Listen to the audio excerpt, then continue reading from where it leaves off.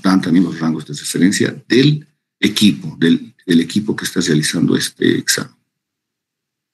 Mencionábamos también la actividad. ¿A qué se refiere la actividad? La actividad actualmente se está considerando eso, por eso estaba entre paréntesis, es por ejemplo, los deportistas profesionales, principalmente los físico-culturistas, ¿no? Que tienen más masa magra, tienen más músculo. Por supuesto, estos van a tener mayor concentración de eritrocitos por la misma masa muscular. Entonces, estos también hay que modificar, o sea, hay que corregir las concentraciones de hemoglobina. Otra etapa muy importante en la vida de las mujeres es el embarazo, ¿no? Que lo vamos a mencionar ahorita. Pero antes de hablar de eso, veremos los requerimientos de hierro, ¿sí? En distintas etapas. Entonces, lo que yo quiero mostrarles es el total de cuánto debe requerir un niño, desde un niño hasta un adulto y la embarazada. Pues un niño de 1 año, alrededor de 1 miligramo día, de 3, más o menos 0,63, entonces ahí se va viendo diferentes parámetros y podemos observar que la embarazada llega hasta 4, ¿sí? Entonces les decía que una etapa muy importante en la vida de las mujeres es el embarazo. Los requerimientos también tienen que ser muy importantes de hierro. Cuando no está embarazada, por supuesto, estos requerimientos llegan a alrededor de 2,5 miligramos día de requerimientos de hierro, ¿sí? Ya en la etapa que ya no menstrua, que ya está embarazada, en el primer trimestre podríamos mencionarlo, los requerimientos disminuyen porque no hay pérdidas, ¿sí? Y se está formando el producto. Ya el segundo trimestre hay un incremento importante porque hay un aumento de la masa eritrocitaria. Entonces, los requerimientos alcanzarán alrededor de 3,5. Y más aún, también el producto va aumentando de peso, por lo tanto, se requiere más hierro. Y estos requerimientos, sobre todo el último trimestre, alcanzan, fíjense, los requerimientos son mayores. Ya luego del parto, la etapa del puerperio, la lactancia, también los requerimientos son mínimos. ¿Sí? Y ya cuando vuelven las menstruaciones, vuelven a manejar esos requerimientos, ¿no? Entre 2,5. Entonces aquí creo que está así. Sí, aquí podemos ver. Entonces les mencionaba que la primera etapa del embarazo es un balance positivo, porque cesan las menstruaciones, ya no hay menstruaciones. Pero luego, en la semana 20 y 25, ya empieza la expansión de la masa, ¿no? Hay aumento de glóbulos rojos. Hay una hemodilución, además, ¿no? Las embarazadas, algunas presentan edemas, se hinchan. El tercer trimestre es muy importante porque hay mayor captación de hierro por parte del feto. Les decía, ¿no? El último trimestre es donde la madre llena adecuadamente los depósitos de hierro. Además, no nos olvidemos que los requerimientos de hierro para el feto, la placenta, más la necesidad de expansión del volumen sanguíneo materno, y tomando en cuenta que va a haber pérdidas de sangre, ya sea durante el parto o hacer una operación cesárea, hacen que la necesidad del hierro alcance cifras máximas en un periodo muy corto de tiempo. ¿Ya? Entonces, es otra situación, el embarazo, no nos vamos a preocupar. Yo, por ejemplo, si le pido un hemograma a una embarazada, generalmente, ¿cómo será? ¿La hemoglobina estará disminuida o estará más bien elevada? Con todo lo que hemos mencionado hasta aquí. ¿Cómo estará? Disminuida. Disminuida, ¿no? Principalmente, ¿por qué?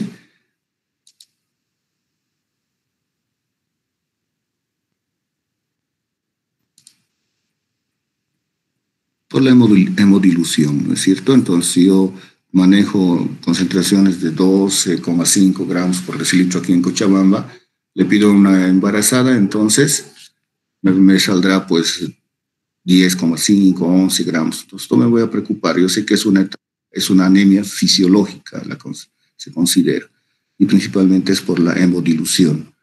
Es por eso que la suplementación en el embarazo es a partir de cuando les damos ferroso a las embarazadas.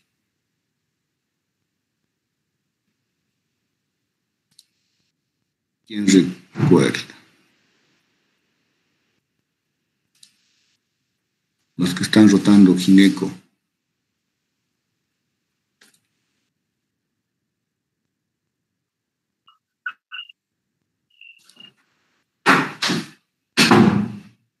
A ver, los que están rotando gineco, ¿a cuándo les damos hierro?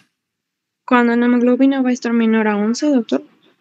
Y claro, pero ¿en qué etapa? O sea, de entrada a todas las mujeres embarazadas deben recibir sulfato ferroso como prevención de anemia por deficiencia de hierro. ¿Ya? Entonces, lo que yo pregunto es ¿cuándo les damos? Es durante el primer trimestre, doctor. Las normas dicen que desde que se diagnostica, desde el primer momento que se diagnostica el embarazo, ¿ya? Eso dice las normas nacionales, ¿ya? Entonces, digamos, una mujer se da cuenta que está embarazada, va a su control, se evalúa por el ginecólogo e inmediatamente se le suplementa hierro, ¿ya? En base a sulfato ferroso, ¿no? Los comprimidos que vienen de 200 miligramos. Entonces, todo el embarazo debe recibir sulfato ferroso para evitar estos problemas. Ya vamos a ir viendo eso. Entonces, estábamos en esto. Y entrando al tema en sí, hablemos de anemias nutricionales. ¿Sí? Ya hemos hablado en forma general, la definición de anemia en general, que parámetros tenemos que tomar en cuenta. Hemos mencionado edad, género y los metros sobre el nivel del mar en que se encuentran. Y también se considera la actividad, ¿no? Que está todavía entre paréntesis. Ahora bien, las anemias nutricionales. ¿Qué entendemos por anemia nutricional? Estamos hablando de anemia nutricional, es una anemia de origen adquirido, causado por una dieta que carece de una cantidad suficiente de nutrientes para suplir los requerimientos necesarios para la producción de glóbulos rojos y, por supuesto, la síntesis de hemoglobina. ¿Ya? Entonces, esa es la anemia nutricional. Van a recordar esta definición porque es muy importante. Por ejemplo, esta diapositiva es muy antigua, del 2003, pero aquí es simplemente para mostrarles que Bolivia tiene una deficiencia de vitamina A, ¿ya? Tiene alrededor, llega al 20%, y aquí incluye niños y adultos, ¿no? Es por eso que nosotros los pediatras suplementamos vitamina A, ¿no? En forma de perlitas. Quiero mostrarles con esto que la deficiencia por vitamina A estamos en un nivel moderado, alcanzamos el 20%, es alto para nuestra región.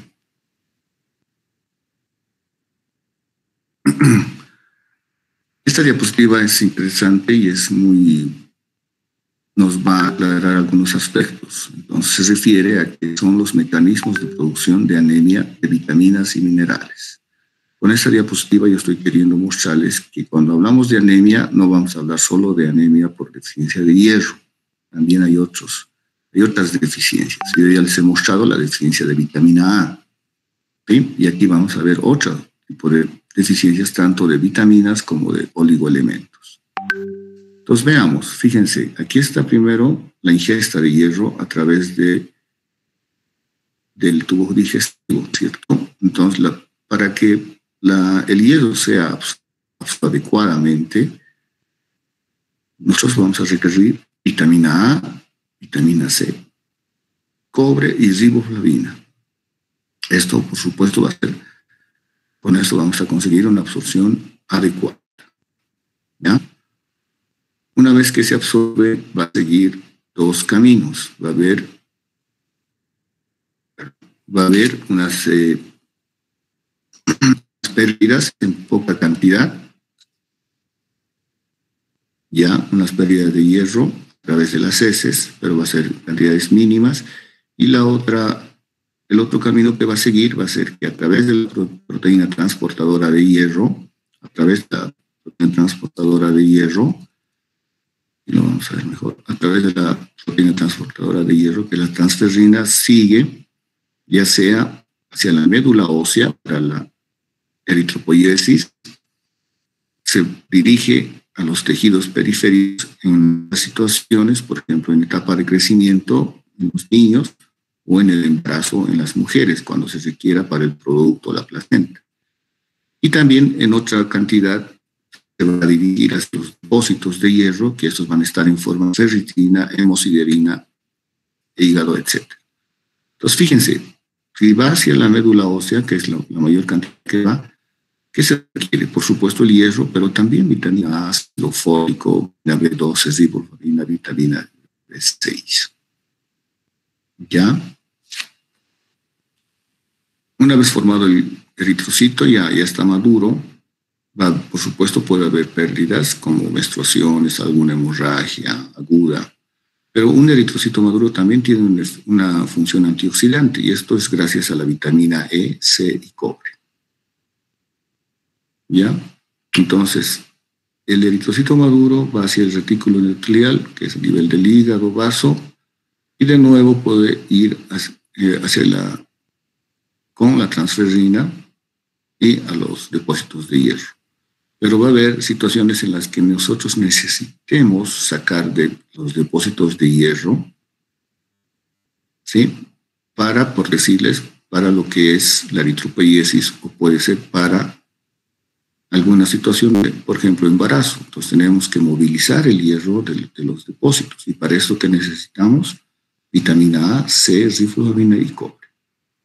Entonces, fíjense, por lo menos en pediatría, cuando nosotros tenemos pacientes con anemia diagnosticada, establecida, siempre consideramos esto. No solo les damos hierro, sino les damos los suplementos que también se tomen en cuenta vitaminas y otros oligoelementos. ¿Ya? Entonces, por ejemplo, cuando hay deficiencia de vitamina A, se puede producir anemia.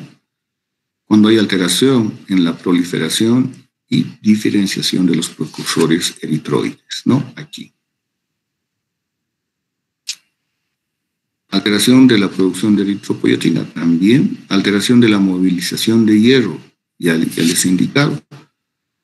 Cuando nosotros queremos movilizar el hierro de los depósitos, necesitamos vitamina A. Cuando nosotros queremos que se absorba adecuadamente el hierro, necesitamos vitamina A.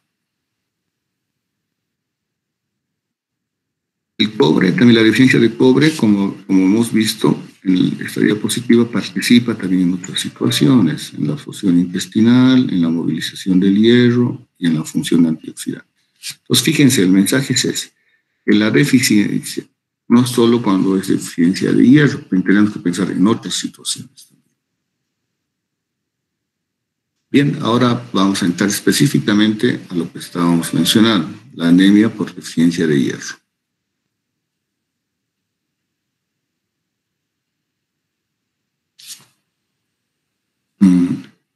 Ya desde hace mucho tiempo está establecido que la anemia por deficiencia de hierro, también la anemia ferropriva, la anemia ferropénica, es la que es la causa de anemias a nivel mundial en el 75% de todas las anemias.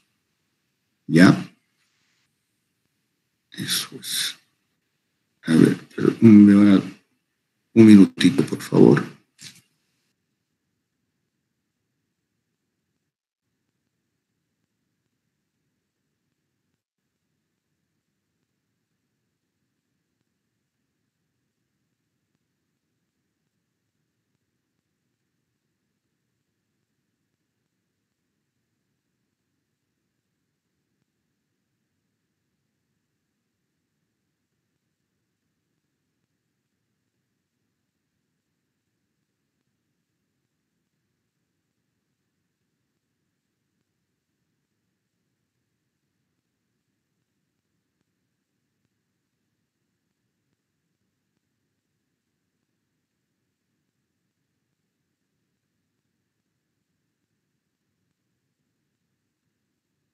Bien, entonces estábamos en esto. El 75% de todas las anemias a nivel mundial es debido a la anemia por deficiencia de hierro. Pero no nos vamos a olvidar de otras deficiencias, ¿no? De otras deficiencias respecto a vitaminas y minerales o oligoelementos. Entonces voy a mostrarles ahora algunas prevalencias, principalmente en nuestro país, ¿ya? Ya introducirnos a lo que es en sí el diagnóstico y el manejo. Entonces, fíjense, esta diapositiva también es muy antigua, pero lo que queremos indicar es que el 50% de las mujeres embarazadas tienen anemia por deficiencia de hierro. Es así que la suplementación en las embarazadas es muy importante para la prevención. Y la anemia está relacionada directamente con el 20% de las muertes maternas. Estas tasas han disminuido, pero no tanto. Esta prevalencia del 50% es más frecuente en el área rural, les cuento. ¿Ya? ¿Qué ocurre en los niños? Les decía que el grupo más comprometido es de 6 a 23 meses.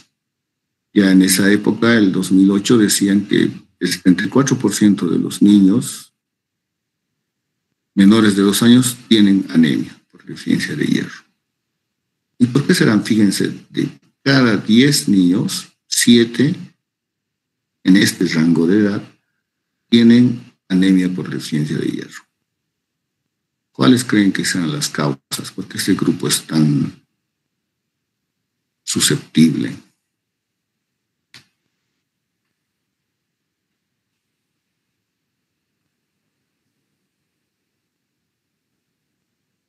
¿Alguien se anima? ¿Qué ocurre en esta etapa de la vida? ¿Qué pasa?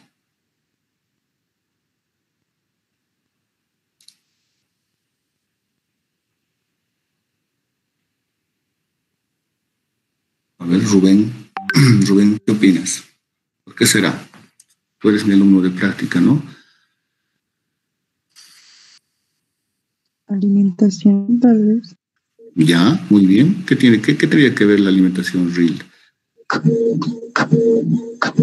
Muy poquitos los alimentan o no les dan tal vez una alimentación balanceada. Doctor, es el tipo de alimentación que les dan y es también el tipo de alimentos con el que cuentan, ¿no? Ese tipo de población. Ya, están cerca. ¿Tú querías hablar, Ismenia? Sí, doctor. Bueno, en esta etapa es donde se inicia con la alimentación complementaria y como bien decían mis compañeros, no se les da una adecuada alimentación. Para evitar todo esto de la anemia debería tener un mayor aporte de alimentos, por ejemplo, como carne que apoye con hierro, pero la mayoría de muchas veces en nuestro medio lo que más se consumen son los carbohidratos. Muy bien, ese es un punto. ¿Ya? Entonces, gracias por sus aportes, es eso, ¿no? Entonces, fíjense, 6 meses, ¿qué ocurre? Como decía Ismenia, a los 6 meses que introducimos la alimentación complementaria, ¿cierto? Ya no alcanza la leche materna para cubrir requerimientos respecto a todo, a macronutrientes, micronutrientes y principalmente al hierro. Entonces, les decía, a los 6 meses empezamos. ¿Con qué empiezan muchos de los papás, de las mamás, y reciben consejos de los vecinos, de los primos? Le vas a hacer una cremita de verdura, ¿no es cierto? ¿Qué verduras? Le vas a poner brócoli, espinaca, todo eso, ¿no? Nada de, como decía su compañera, nada de carne, la carne es el alimento más rico en hierro, ¿sí? Entonces, a lo que quiero llegar es que no existen protocolos en nuestro medio aquí, en Cochabamba, en Bolivia, donde ¿qué es lo que tenemos que iniciar en la alimentación complementaria? ¿Cómo debemos iniciar? Tenemos de forma progresiva, ¿no es cierto? ¿Qué alimentos necesita este niño? Les vuelvo a repetir, a los 6 meses, además iniciamos la suplementación con hierro para la prevención de anemia. Entonces, muchas mamás no les dan el sulfato ferroso en gotitas, no les dan las chispitas nutricionales. Entonces, este grupo es vulnerable, es susceptible, son dependientes. O sea, si no les dan, no. Porque lamentablemente el sulfato ferroso tiene efectos adversos. Se estreñen, hacen las caquitas negras. Si la dosis está mal calculada, es lo que ocurre, se estreñen. Desde que le ha dado el sulfato ferroso esas gotitas, se ha estreñido. Por eso le he dejado sus caquitas negras. ¿No es cierto? Entonces, esa es una de las primeras causas. Doctor, otra causa no serían las parasitosis. Exacto, muy bien. ¿Qué ocurre cuando entre los 10 meses, 11 meses empiezan a gatear? ¿Qué ocurre? ¿Qué hacen los niños? Ellos empiezan a, digamos, de alguna manera a llevar cualquier cosa que agarren con las manos a la boca, ya puede tierra. Exactamente. Eso, exactamente. Entonces vienen las diarreas. Una diarrea aguda se vuelve una diarrea persistente. Por parásitos, lo has mencionado muy bien. Parásitos. Imagínense en el campo, en el área rural. Los dejan ahí en la tierra, ¿no es cierto? En la tierra ellos empiezan a comer todo lo que encuentran. Hay niñitos que se meten todo a la boca. Entonces es otro motivo. Y ahí empiezan. Entonces este grupo es vulnerable, esa es la palabra, ese es el término. Porque ya después a los 2 años ya empiezan a caminar, ya se los puede controlar, ya no se meten todo, ¿no? Entonces es importante, ¿sí? Este grupo, que no se olviden. Si yo tengo un pacientito que llega a la consulta y me dice la mamá, no quiere comer, doctor, y mire, fíjense, está medio pálido, y solo quiere dormir.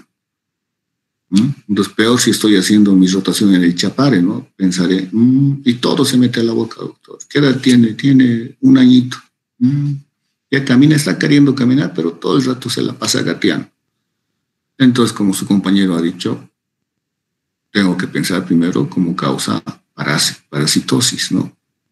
¿Cuáles son los parásitos que son expiadores de hierro? Lo vamos a ver, dentro de los estrongiloides, etcétera. Entonces, primero, ¿qué haré? Lo voy a desparasitar, ¿sí? Y recién después le voy a dar el suplemento en base a hierro. ¿Ya? Entonces, no se olviden, este rango de edad es muy vulnerable. También, para mostrarles una diapositiva rápidamente, que la anemia, la prevalencia de anemia en menores de 5 años, Bolivia nos muestra el Programa Mundial de Alimentos, el 51%. De 10 niños, la mitad tienen anemia por deficiencia de hierro en menores de 5 años. Lo mismo el Programa Mundial de Alimentos dice clasificación de anemia en países de América Latina y el Caribe según gravedad como problema de salud pública. La anemia por sí es un problema de salud pública a nivel mundial. ¿Qué significa eso? Que también implica a países que se consideran de primer mundo. ¿Ya? O sea, la anemia está en todo el mundo. Prevalencia de anemia tomando en cuenta la hemoglobina, la concentración de hemoglobina, 11 gramos por decilitro en niños y niñas menores de 2 años, según criterio de gravedad como problema de salud pública. Esa época, estoy hablando del 2007, Bolivia estaba en primer lugar, tenía el 83%. ¿Sí? Y aquí se incluyen varios países que se consideran del primer mundo. Fíjense, Brasil, Panamá, Cuba, países que tienen este problema, pero como un problema de salud pública moderado, estaban México, Costa Rica, Argentina. Fíjense, yo sé que no es bueno comparar, pero en Chile, se considera un problema de salud pública leve, porque sus tasas alcanzan solo el 8.8%. Estoy hablando de esa época. ¿Ya? Entonces, fíjense Chile, que es nuestro país, nuestro vecino. Nosotros desde acá de Cochabamba llegamos en 18 horas, creo, ¿no? ¿Por qué será que esto? Porque Chile tiene programas de salud bien establecidos, ¿ya? Y no tiene estos problemas. Lo mismo ocurre en menores de 5 años. Fíjense, como problema de salud pública, Bolivia estaba como un problema grave o severo, porque alcanza el 51%. Ya moderada, como les dije, todos los países, e inclusive que se consideran de primer mundo. Pero aquí todavía, como problema de salud público leve, están El Salvador, Nicaragua, Cuba. Y Chile ya ni siquiera está en este grupo de menores de 5 años, porque solo alcanza el 1,5%. Eso nos representa un problema de salud. ¿Ya? Entonces, fíjense, esos dos grupos vulnerables es lo que querían las embarazadas, ¿sí? Y los niños. Principalmente los menores de 2 años. Entonces, vayamos a la definición ahora. La anemia por deficiencia de hierro es la anemia producida por la deficiencia en el ingreso de hierro. Es obvio. También es la deficiencia nutricional más prevalente, ya lo hemos mencionado, y la principal causa de anemia a nivel mundial. En países en vías de desarrollo como el nuestro, la deficiencia de hierro coexiste con otras condiciones, como la desnutrición, como la deficiencia de vitaminas y la de otros minerales. Y además, infecciones. ¿Cómo se explica esta diapositiva? Y es importante que la entiendan. Si yo tengo un pacientito con anemia por deficiencia de hierro, puede coexistir con vístolas nutricionales, lo más seguro que sí, con la desnutrición, con un grado de desnutrición. Y también puede coexistir con infecciones, como hemos visto en este caso parasitosis, otro tipo de infección. ¿Ya? Esto es muy importante considerar esto porque tiene implicancias diagnósticas en la estrategia, en la definición de las estrategias que vamos a utilizar en su prevención.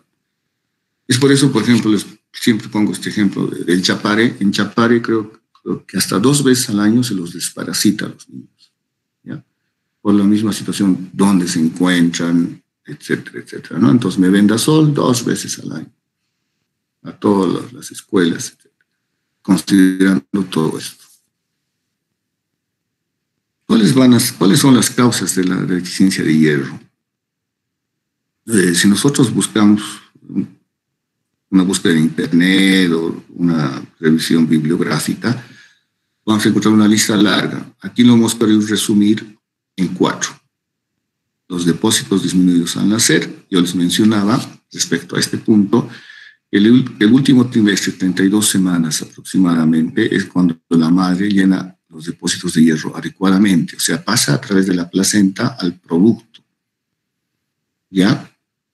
Entonces, si yo tengo un recién nacido prematuro, un pretérmino de 30 semanas, por X motivo, ya a mis alumnos les he hablado, por ejemplo, es una mujer obesa con preeclampsia y nace de 30 semanas. Entonces, los depósitos de hierro no van a ser adecuadamente, no se van a llenar adecuadamente, ¿no? Entonces, ¿qué tengo que hacer? Ese prematuro entrará a cuidados neonatales, a terapia intensiva neonatal, va a estar en incubadora, va a recibir, no sé, ventilación mecánica, se lo va a intubar, etc. Además de todos esos problemas, este niño va a tener anemia por deficiencia de hierro. Entonces, yo máximo a las 2 semanas de que se estabilice a este paciente, voy a tener que sí o sí suplementar con hierro. Fíjense, a las 2 semanas. ¿Ya? Entonces, esa es la primera causa de la deficiencia de hierro. El aporte inadecuado. ¿A qué se refiere? A una ingesta insuficiente. Hemos mencionado la alimentación complementaria, la baja absorción de hierro, cuando hay una enfermedad, una parasitosis también. Si tengo una giardia, ayer hablaba con mis alumnos,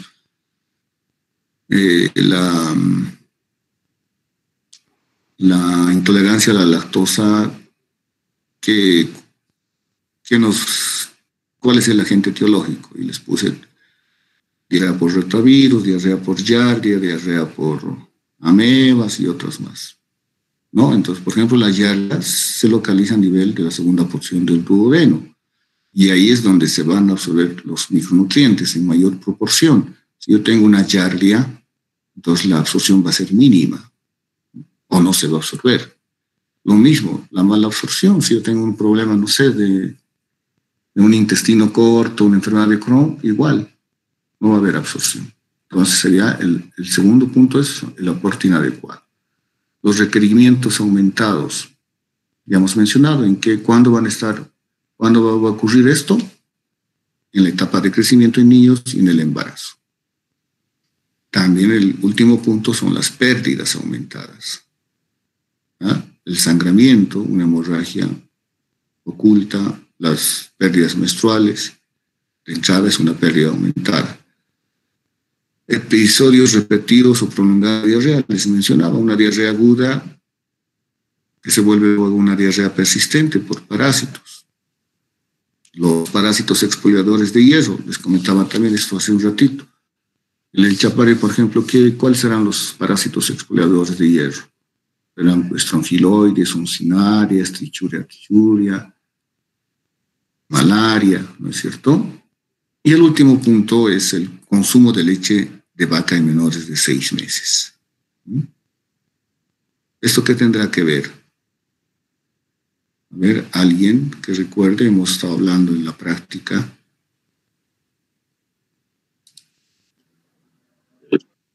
El hierro de la leche de vaca es más difícil de digerirlo en un lactante menor. Más difícil de absorberse, ¿no? Sí, pero hay otros puntos más importantes. Previo a estos hay otros más. ¿Quién se acuerda? Yo les he dado tarea a mis alumnos.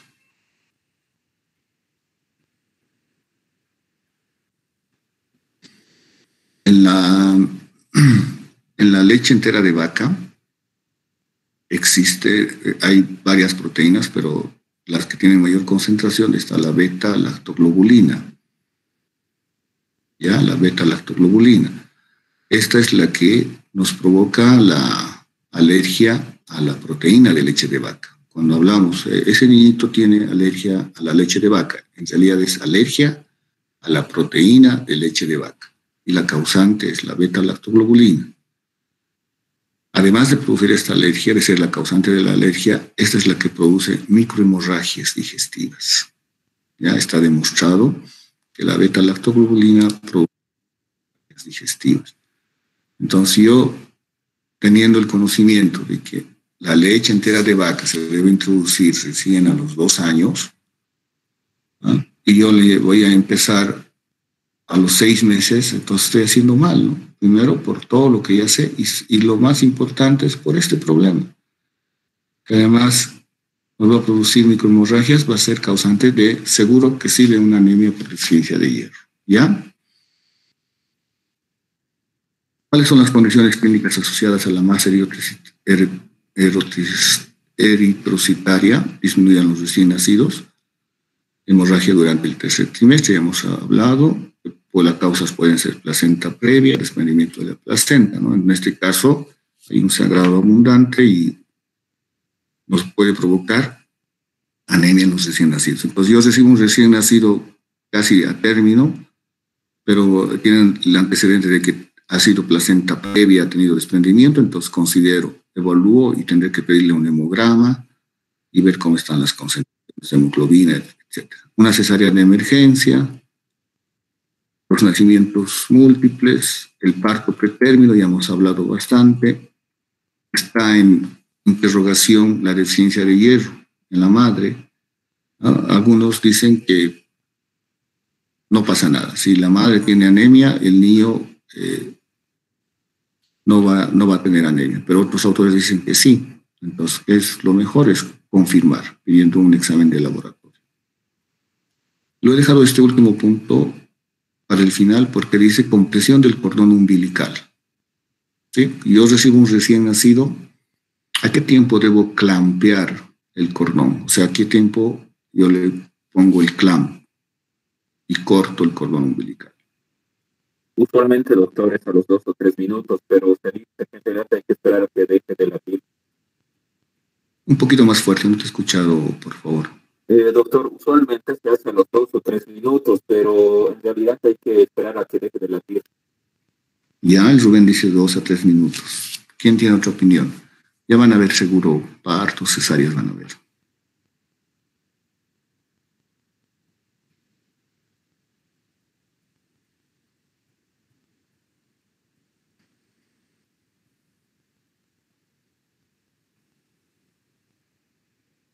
Ya, en situaciones, va a depender mucho en qué situación nos encontremos, dónde nos encontremos, ¿no? Por ejemplo, si yo estoy en un hospital de tercer nivel como el materno infantil, existen protocolos. Actualmente, como dice Rubén, mínimamente 2 minutos va a pasar. ¿Por qué? Porque en ese tiempo va a haber mayor transferencia de masa eritrocitaria hacia el producto, hacia el recién nacido. Me explico. Nace la guagua, sale del canal vaginal, si quieren, o nace por cesárea, se lo coloca a nivel del pecho de la madre, pero todavía no se corta el cordón, se espera 2 minutos. Les vuelvo a repetir, en ese tiempo se espera que haya una mayor transferencia de masa eritrocitaria. Esto con el fin de que hay estudios muy interesantes que a los 6 meses estos niños van a tener menor probabilidad de hacer anemia por deficiencia de hierro. ¿Ya? Entonces les decía que tenemos que considerar la situación y dónde nos encontremos. Por supuesto, en un hospital de tercer nivel como el materno infantil tenemos neonatología, tenemos cuidados intensivos de neonatología, todo lo que se requiere.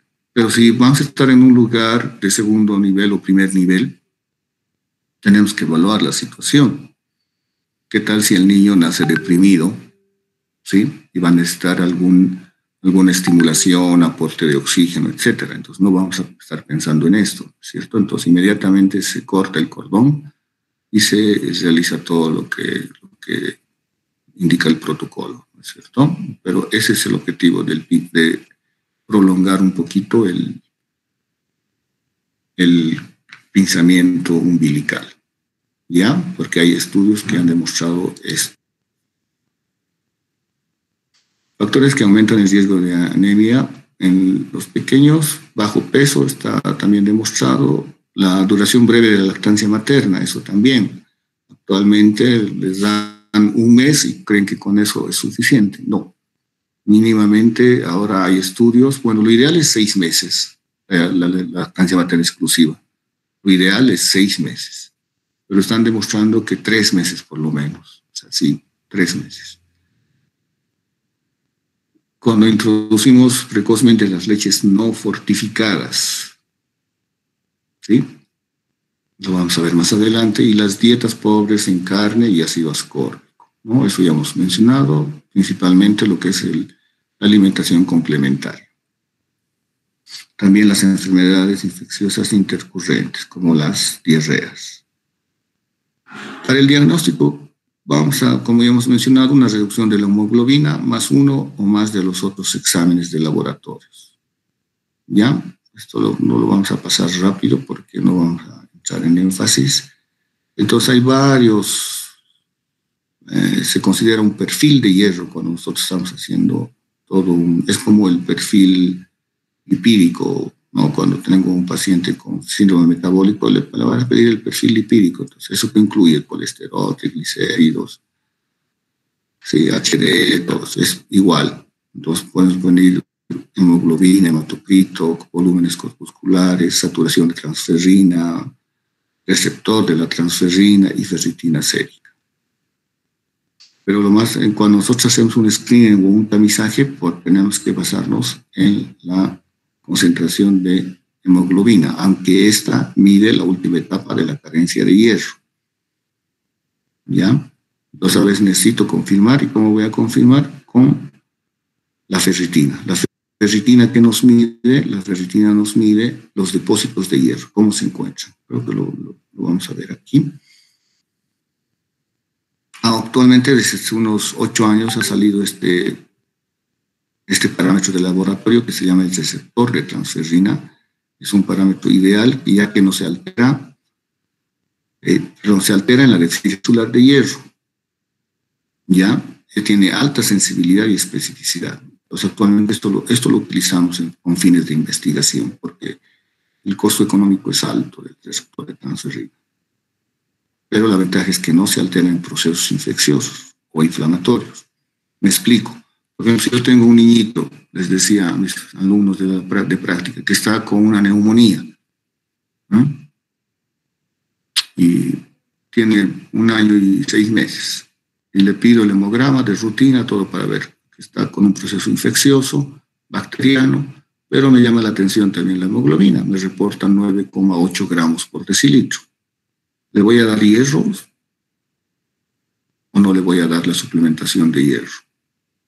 Mis alumnos ya saben, no, todavía no le voy a corregir esa anemia por deficiencia de hierro.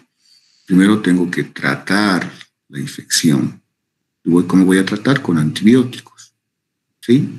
Después de los 7 a 10 días que reciba su antibiótico, recién voy a dedicarme a corregir su anemia por deficiencia de hierro. Y yo les aseguro que si estaba con 9,8, después de la antibiótico terapia, esto ya estará en 10,2, 10,5.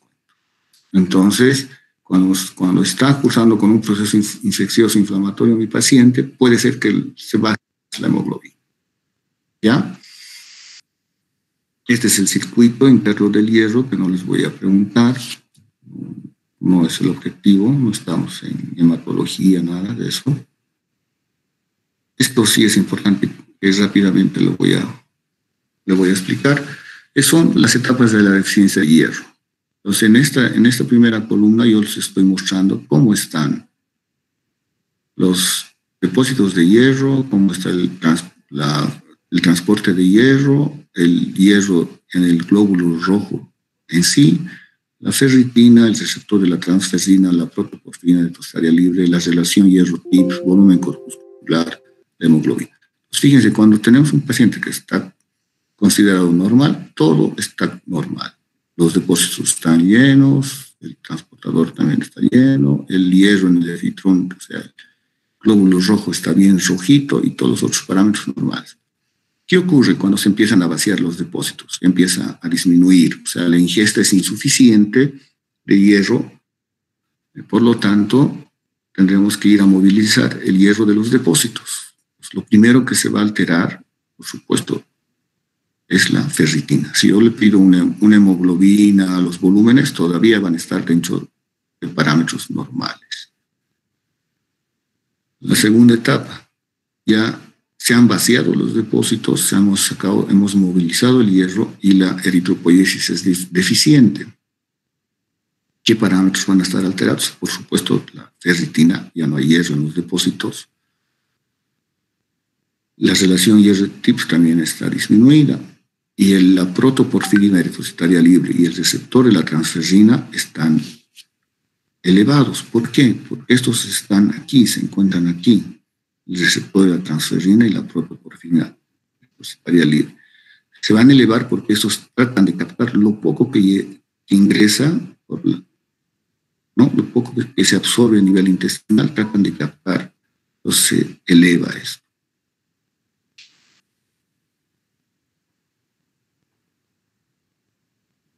Todavía el volumen corpuscular medio e inclusive la hemoglobina, entre comillas, podría estar normal. ¿Cuándo vamos a establecer que se trata de una anemia por deficiencia de hierro, una anemia ferropriva?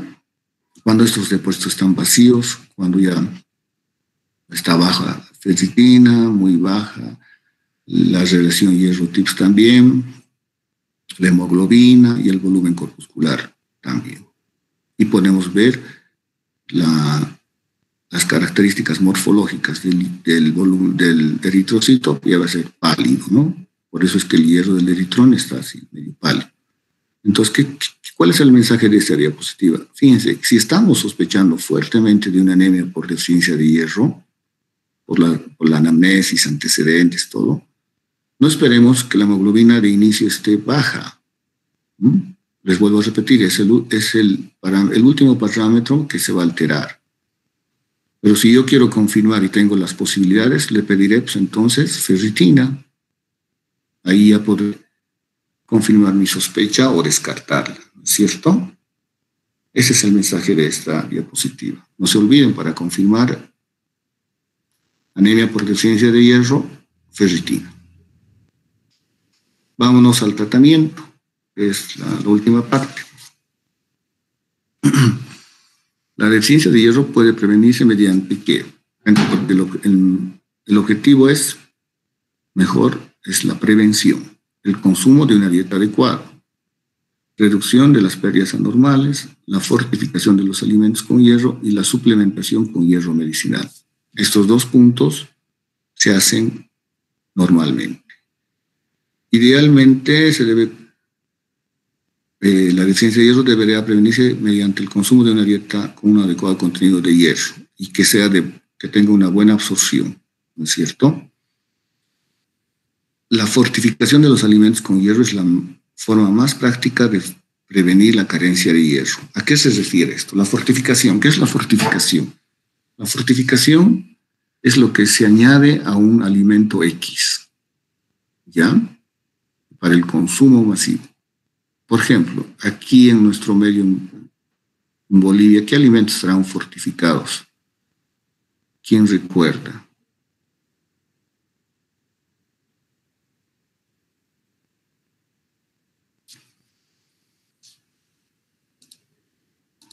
¿Qué alimentos? Principalmente de consumo masivo, ¿no?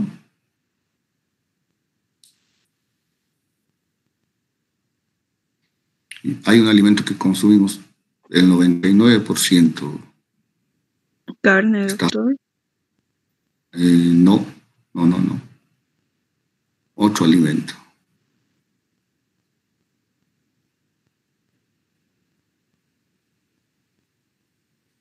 María.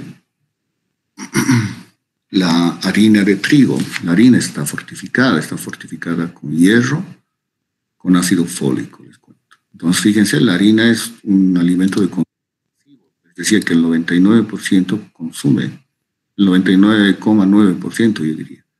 Ya sea en forma de galletas, no siempre en forma de pan, ¿no? Pero se consume la harina. Entonces, llega a gran proporción de la población. ¿Sí? ¿Qué más respecto al tratamiento de la anemia? Vámonos, les he hablado durante los requerimientos de hierro durante un periodo corto en el embarazo, por ejemplo, la suplementación es muy importante. ¿Sí?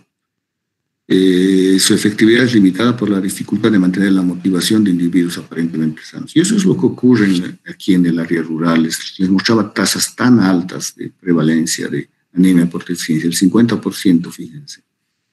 ¿Qué ocurre? El personal de salud, las enfermeras, incluso hacen visitas domiciliarias a las embarazadas. Estoy hablando de las comunidades. Les llevan su sulfato ferroso. ¿Sí? Señora, va a tomar su sulfato ferroso, mejor si es con juguito de naranja. ¿Ya? Todos los días tienen que tomar, pues les explican, les orientan. Pero ¿qué ocurre? La futura madre empieza a tomar y ahí aparecen los efectos adversos. ¿Sí? Ya de entrada el sabor es medio metálico, dolor estomacal, a veces náuseas, se estriñen. Entonces, todo eso hace que la madre, y peor en el campo, no, esto me está haciendo daño, lo dejaré. Y la vecina le dice, sí, eso te va a hacer mal, que esto, que lo otro. No toma. Entonces regresa el personal de salud al mes y los 29 comprimidos están ahí como si nada. Ya, entonces, lamentablemente, los efectos adversos nos frena con esta medida de prevención. Ya, y lo mismo ocurre en los niños. Claro que los efectos son menos, pero imagínense una mujer embarazada que tenga hiperemesis gravídica más el primer trimestre de su embarazo. Que apenas está soportando y de paso le demos sulfato ferroso sin explicarle, sin orientarle, nos van a odiar para siempre. En pediatría, nosotros damos como prevención a 1 miligramo en lactantes maternos, a 1 miligramo kilopeso día del hierro elemental.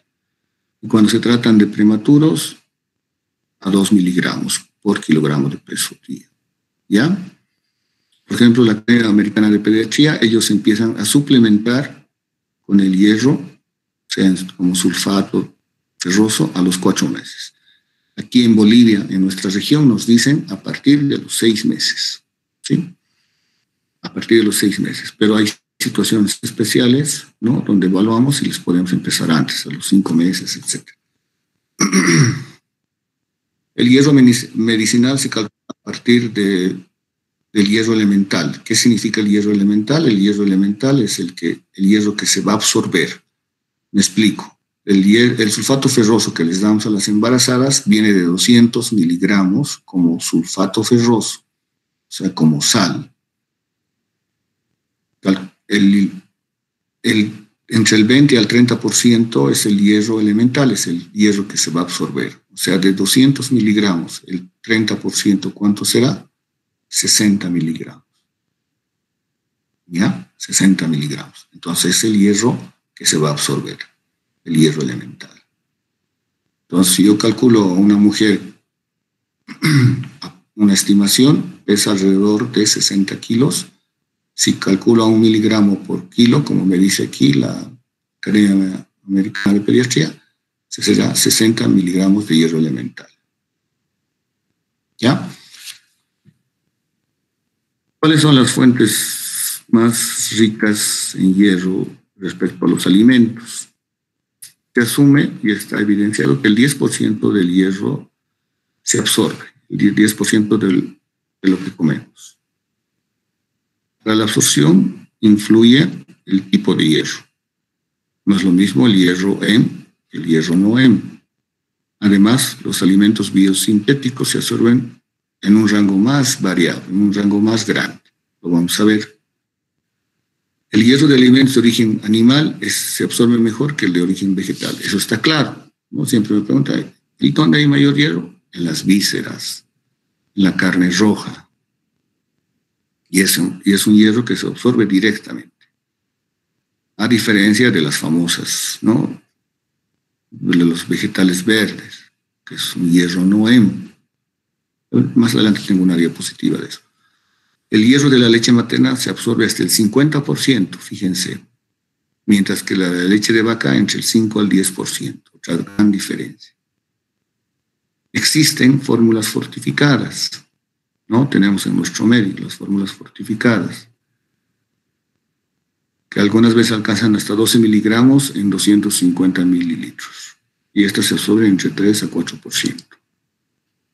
Estábamos hablando que la leche materna, el hierro de la leche materna se absorbe hasta un 50%. Fíjense, aquí estamos viendo la absorción y aquí estamos viendo la concentración del hierro. En cambio, la leche de vaca tiene mayor concentración de hierro, o sea, tiene más hierro, pero se absorbe ni siquiera el 5%. Y a las leches fortificadas, es decir, que ya se les ha aumentado hierro a la leche, se absorben hasta el 10 al 12%. Entonces, el hierro de la leche materna se absorbe mejor. Les decía que aquí está el hierro EM y el hierro no EM. El hierro EM es el que se encuentra en los alimentos de origen animal, principalmente las vísceras, carne roja. Se absorbe directamente. El hierro no EM, para la absorción del hierro no EM, se necesita facilitadores para la absorción. Vitamina C, la misma carne roja, aceite de oliva y ácidos grasos saturados. Con esto se facilita la absorción. Pero también, como hay facilitadores, hay inhibidores del hierro no EM. Por ejemplo, los fitatos que se encuentran en la canela, en té, en la soya, los polifenoles también en la soya y en los vinos, en la uva, la caseína, calcio, fosfato, en la leche entera de vaca, en el queso, ¿sí? Y la fibra dietética. Ya, si consumimos mayores cantidades de fibra, también inhiben la absorción de hierro, y esto principalmente para las mujeres. Actualmente veo, ¿no?, dietas, regímenes estrictos de que están haciendo dieta para bajar de peso. ¿Y cuál es su desayuno? Avena con chía, he visto bastante. ¿Eso qué es? Fibra, pura fibra. No hay que exagerar, esa es Esa es la recomendación, no hay que exagerar. ¿Sí? Tenemos que, sin exageraciones, todo con moderación. Ya es mucha fibra. Y esta es la última diapositiva para mostrarles por qué hemos hablado de los efectos adversos del sulfato ferroso. Como médicos tenemos que conocer eso y saber explicar a los padres. Lamentablemente el programa de anemia solo nos ofrece eso. Sulfato ferroso en gotas, estoy hablando de niños, ¿no? Y las chispitas nutricionales. ¿Por qué les damos sulfato ferroso a los niños si sabemos que tienen estos efectos adversos? Les decía que el programa de anemias lamentablemente tiene acceso solo al sulfato ferroso. Y la justificación es que el sulfato ferroso es una de las mejores sales que se absorbe. La tercera sal que se absorbe. Tiene buena absorción, tiene buena biodisponibilidad. ¿Ya? Y el segundo motivo es por los costos económicos. Un frasquito de sulfato ferroso en gotas cuesta alrededor de 9, 10 bolivianos. A diferencia de otro tipo de sal, por ejemplo, tengo el glicinato ferroso, que es el mejor se absorbe, pero de este cuesta 90 bolivianos. E incluso estas otras sales vienen con sabor a chocolate y agradables, y los efectos adversos no son tan feos como del sulfato ferroso, pero esas son las diferencias, ¿no? Los costos económicos. En nuestro medio tenemos varios, Cheltin, Anemidox, Maltofer, ¿sí? Que vienen en gotitas. Entonces ya son alternativas que les indicamos. Necesita, señora, que tome un suplemento de hierro. Además de su alimentación, ¿no? La orientación, la nutricionista ya le hará, pero nosotros tenemos que ofrecerle otra alternativa y no... Los papás entienden, ¿no? Prefiero pagar para que vaya bien. Eso es. ¿Alguna pregunta, duda? Hemos terminado, por suerte. He querido terminar en una sola clase esto. ¿Hay dudas, preguntas? Aclaraciones, tal vez.